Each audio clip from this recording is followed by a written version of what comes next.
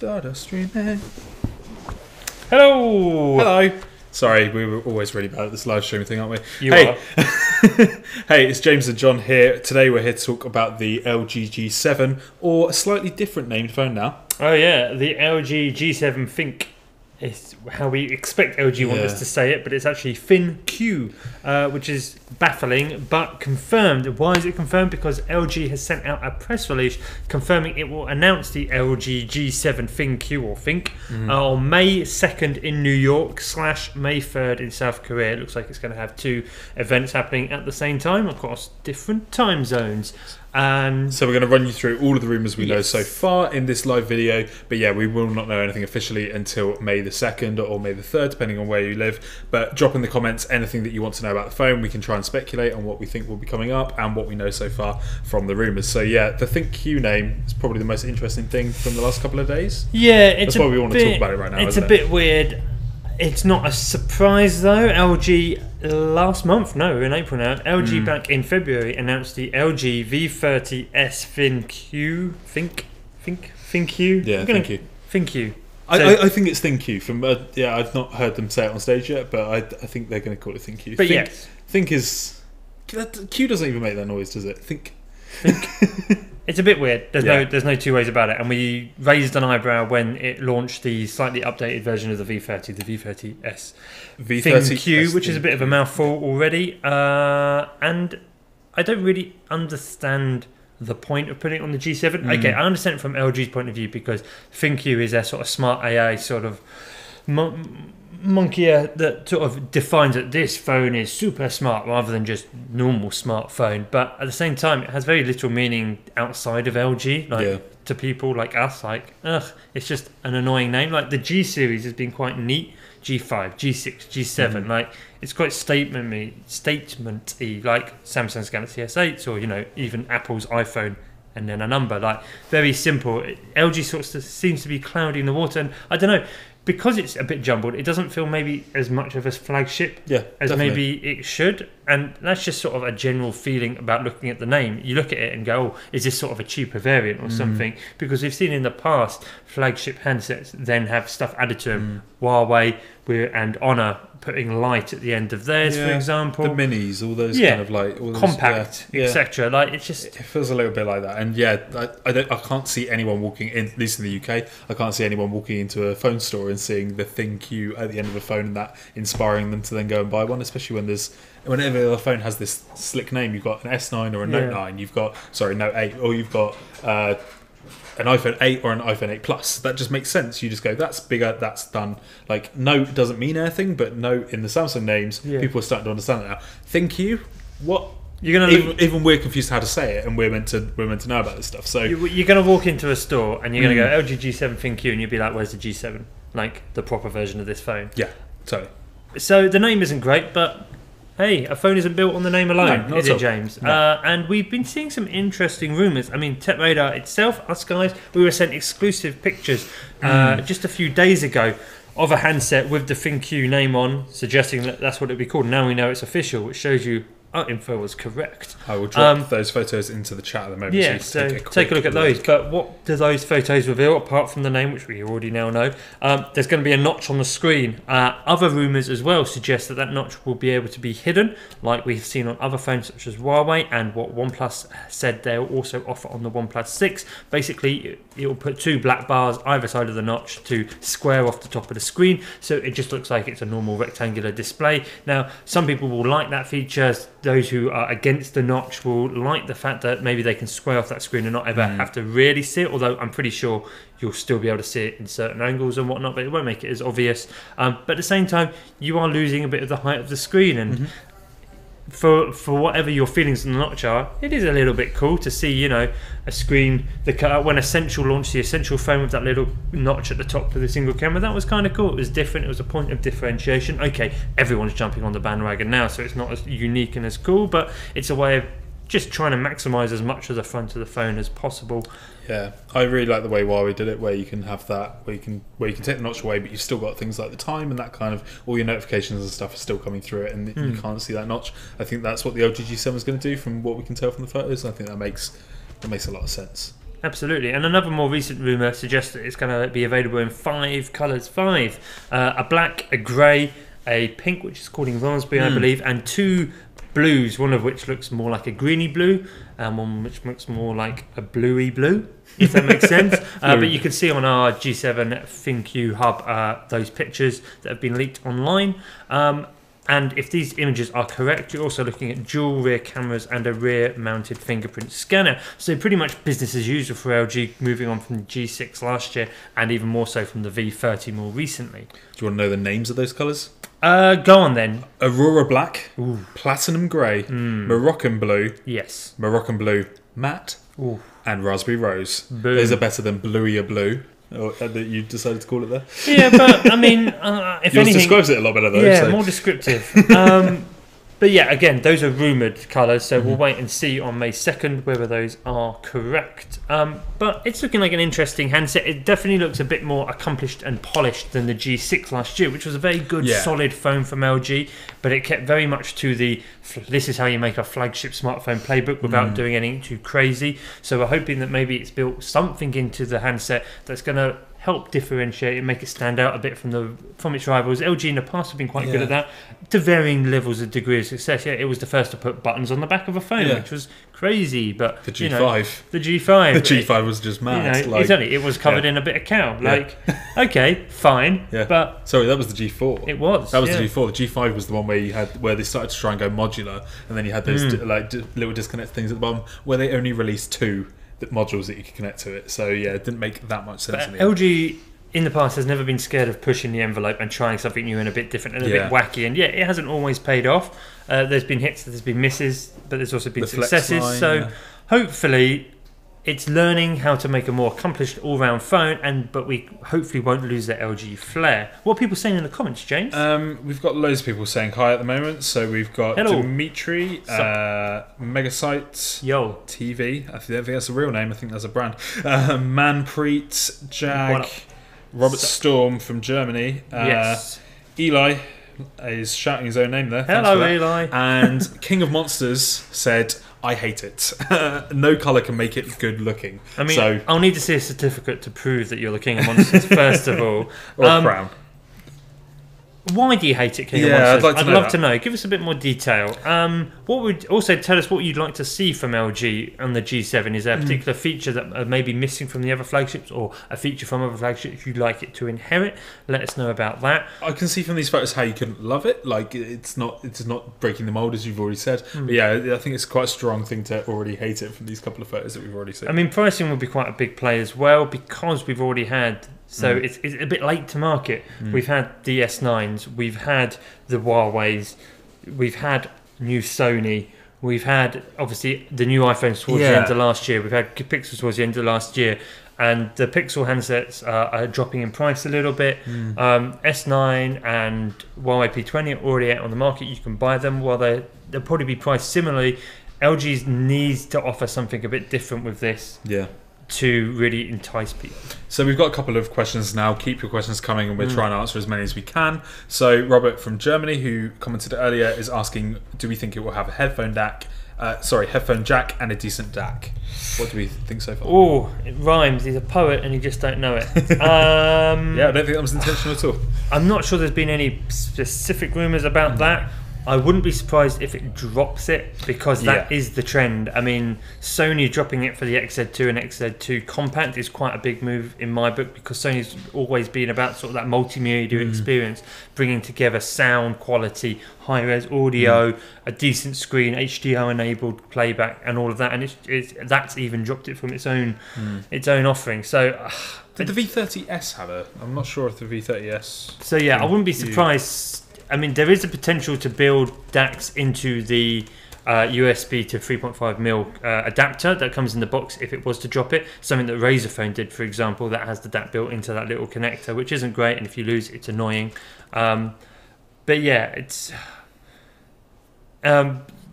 it will be probably the first one to drop it, right? So yeah, the V30S ThinQ did have a headphone jack, so that would maybe suggest that they're going to keep it going ahead of that. I don't know. I think a new product range, looking at 2018. Yeah. I reckon LG may follow the curve. Yep. And one more question from Robert. What do we think? Will it be waterproof or not? Again, I'd hope so. Looking at sort of delete pictures, the design doesn't show anything that obviously would say it can't be waterproof. But again, that's an extra layer of cost for LG. Yeah. And if they want to try and keep things interesting, they may look to cut a couple of little corners, maybe to try and keep that price down, just to make it a bit more competitive in the market. So it's no guarantee. Off the top of my head, I can't think of any LG phones that have been waterproof so far. It's not really a step they've made, really. Not sort of to the levels of the like of Samsung and Sony. Yeah.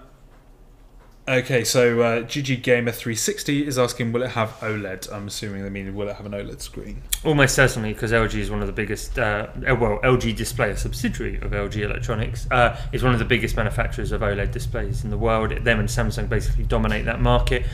So you can always expect LG phones to have really good displays just because LG Display is really good at making them. Yeah. So yeah, we expect a decent. Remember, LG was the first one to put a QHD screen on a phone. So it's got a good heritage in that respect. So yeah, we fully expect an OLED display. Same person, different question. Yes. Will it have 2 front-facing cameras? Ooh, great question. I don't know. And again, rumours haven't been huge on that front either. We've seen a few people launch dual front-facing cameras, but their use is relatively limited. And again, if LG wants to keep costs down, it would be something that it would avoid doing. Although at the same time, it's a chance to differentiate itself, maybe again from the market, give you a bit more of a live bokeh, however you say it, effect on the front. It gives you a more natural one if you have a depth sensing camera alongside a standard one. We should ask Phil. That's our camera's editor. David Appleton in the comments is saying that he thinks it will be a Snapdragon 845. Yep. 64 gigabyte of onboard storage and then SD card, and he's basically saying what not to love compared to Samsung and iPhone. It's kind of similar to what you get on the Samsung, really. Of course, but I mean, he's also saying that it will be cheaper as well, which would play nicely, of course, into the book there. It's just, is the all-round experience as good or more accomplished than Samsung and iPhone, who have got quite good in recent years of giving you that all-round experience, that sort of on-screen fluidity, where the phone excels in most areas, if not every area, with no noticeable poor points, whereas LG's offerings in the past haven't quite pulled everything together quite as succinctly, and there have been a few more sort of jarring moments with that experience. So the hope is that LG has tightened stuff up, and if it does offer those sort of level of specs plus QHD OLED screen plus decent dual rear facing cameras, then it has a potential to be a really interesting and exciting phone. Gareth's just pointed out in the comments that Gareth from Tech Radar has said that the LG G6 was waterproof, but the fact neither of us knew about that shows that they didn't really use that for marketing today. But do be warned, waterproof phones probably won't survive if you put them in milk. So do be careful about that. Yeah, true. Yeah, it is just water, and also salt water, and also swimming pool water. The chemicals in swimming pools plus salt water in the sea can also be not great for your phone. So you might want to keep it to freshwater activities only. What do you want to see from the camera on the LG G7? ThinQ. So smartphone photography is just quite exceptional these days. There's lots of phones doing lots of good things, so the competition is really tough. So it needs to be really good in low light. We saw Huawei P20 Pro with its night mode, which was very impressive in sucking in more light into your things. Telephoto lens. Samsung last few phones have been very good as all-round snappers on the auto mode. They seem to be able to set the scene quite nicely. iPhone's always had the really simple UI of just point and shoot and take a good photo. So LG needs to combine simplicity with good quality automatically in most scenarios. The hope is that the ThinQ element, which is basically its smart AI, it will use some of that smart AI assistance within the camera app to detect your environment and watch the settings best suited to that environment to give you the best image. So it needs to be almost a seamless experience, which does a lot of the hard work for you if you don't want to put it in, but obviously offer a manual mode as well, allowing those who want to tinker further and really sort of drill down into fine details of photography taking, that flexibility as well. We've seen Sony offer up 4K HDR video recording. They also do 960 frames per second super slow-mo at full HD. So there's some interesting areas there which maybe LG could look to move into as well, super slow-mo, HDR video recording, which could give an added bonus to anyone with a snapper. Yeah, we've not really heard that much really about the camera yet, so hopefully there's something up their sleeve kind of thing. I really hope there is something that LG's going to do a real big step forward, because the G6 camera was totally fine, really, wasn't it? Didn't blow anyone away. It was a good camera, but it was in tough company. Definitely. Anaf Gurung has asked, will the G7 use monochrome lens as the Huawei Mate 10 Pro, like the Huawei Mate 10 Pro has? That's something Huawei's been doing for a little while now, where it's had RGB, a colour lens and a monochrome lens working together at the same time. I personally wouldn't see LG going that kind of route. Different manufacturers use dual cameras differently. So Huawei does the black and white and the color lens. LG in the past has gone with a standard lens and a wide angle lens, giving you extra height or width to your photo.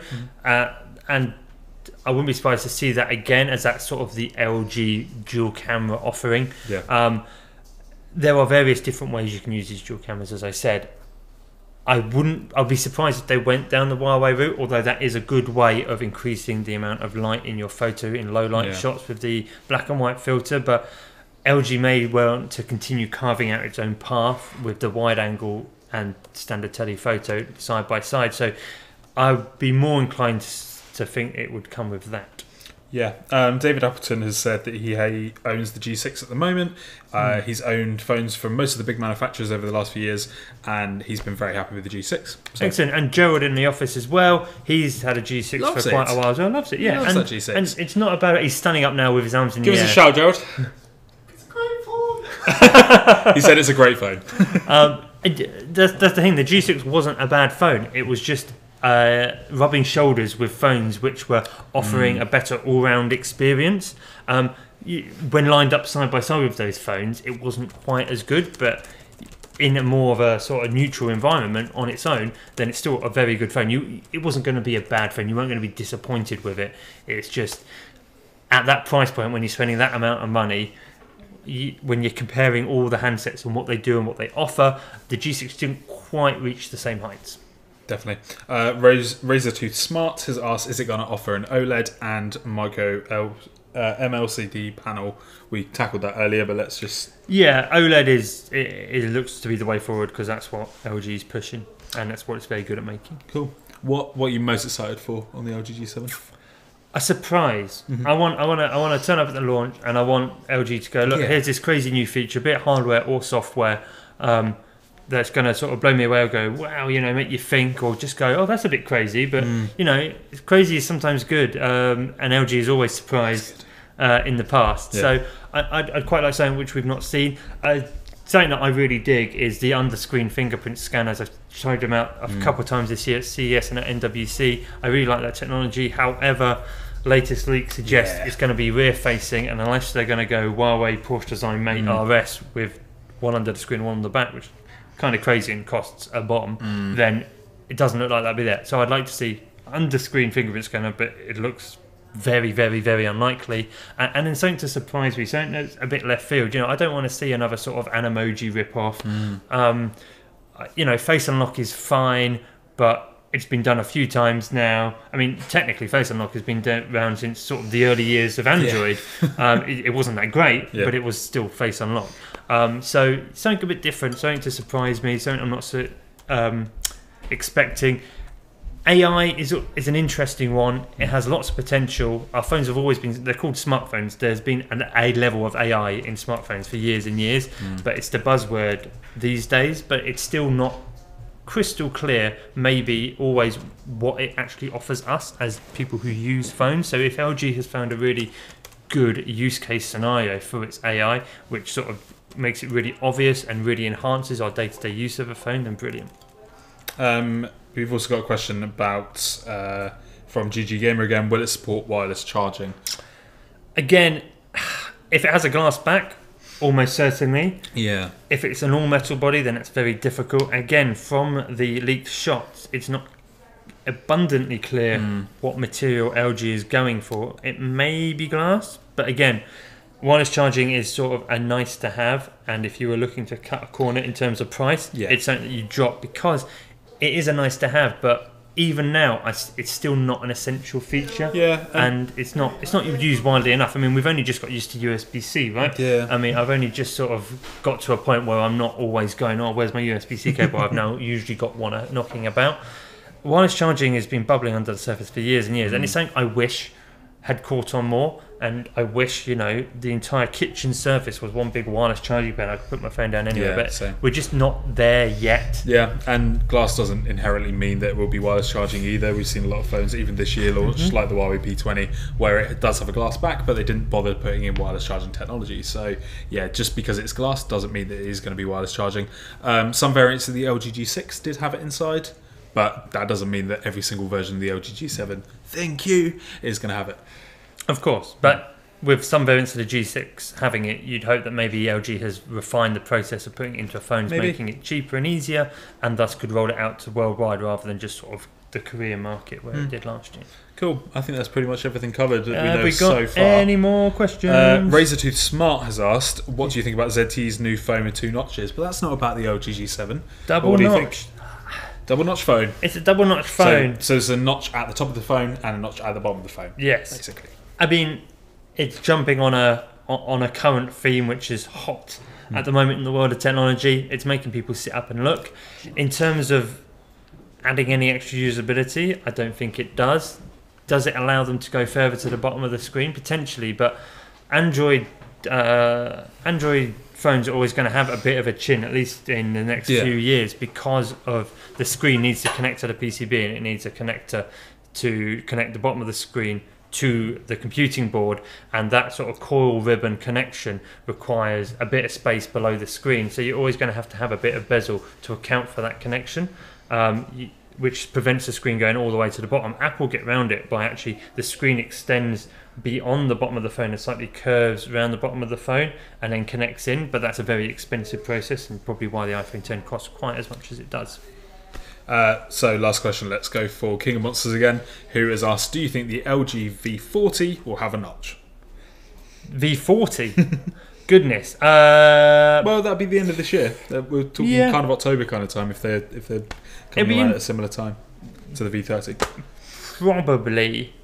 I guess you could say earlier V handsets have had a notch because when was it the V10, which was the first one, it had the second screen, which was just a strip of screen above the main screen with kind of a notch to one side. So you could say maybe even LG sort of started things off with that. So it's certainly something that LG has played around with before, sort of additional screen above the main one. So yeah, there's always a good chance that the V40 will, but it would bring the two lines quite closely together. So how is LG going to make the V and the G series continue to be different and relevant? It'll be interesting. And it's going to be called the LG V40 ThinQ. Slightly on that point then, let's do one or two more questions. David Upton's asked, do you think that LG would sell more phones if it merged the G and the V line into one line of phones? I don't know if they'd sell more. I think maybe it would be a clearer message to consumers to help them understand what LG is actually offering.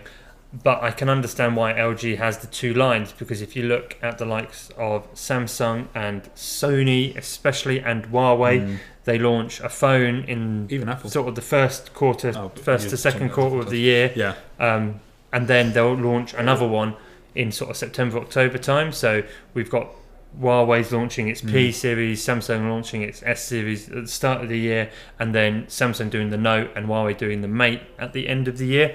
There's two buying cycles, and LG doesn't want to miss out on either of those cycles to look like it's behind. Sony is another one famous, and it's probably been doing it longer than most of them in terms of churning out a new flagship every 6 months. So it is common practice. So for LG to shy away from that would be a surprise, just because that's the way the market's working at the moment. Okay, right. One last question. Robert Storm again from Germany. He's asking, when will it be available? The V30 was announced early, but its availability sucked. So absolutely, and LG has sometimes been a bit slow between announcement and release. you've just got to hope that LG has sorted out its supply chains a bit better this time around, and it's the G series, which is technically its bigger series out of the two, so there'll be more focus on it, and it's already a bit late to market with Sony, Huawei and Samsung already on sale, so it would be in its best interest to launch it, to have it available a couple of weeks after. It's not out of the question for pre-orders to open on day of launch, and then maybe it be available a week or two after, but we're really going to have to wait and see on May 2nd for the answer to that. May 2nd in New York, May 3rd in South Korea. Mm-hmm. Cool. Right, thanks for joining us, guys. That's everything we've got so far about the LG G7. I'm sure we're going to be talking about this more and more. Sorry, LG G7 ThinQ. Keep calling it the wrong name. I'm sure we're going to have more and more about this in the next couple of weeks because, yeah, it's still quite a way away, really. It's a couple of weeks away. But, yeah, thanks for joining us, and see you again soon. Bye. Bye.